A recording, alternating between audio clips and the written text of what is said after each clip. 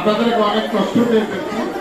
আমি আমার বক্তব্য আজকের মতো আমি অত্র বিদ্যালয়ের যতগুলো অনুষ্ঠান আছে আমাকে আমি বাড়িতে উপস্থিত থাকবো ইনশাআল্লাহ।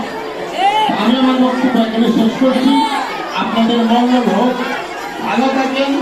আমি সকলের জন্য দোয়া করি, আমার জন্য দোয়া করবেন। আল্লাহ যেন আমাকে সম্মানের সাথে রাখবেন। মানুষ মাত্র মরতে হবে, যতদিন আল্লাহ হায়াত দিচ্ছে আল্লাহ যেন আমাকে সম্মানের সাথে রাখবেন। সেই দোয়াটুকু আর জোরে চাই। এবং এবং আগামী রবিবারে নৌকা জয় হবে সে আশা আল্লাহ।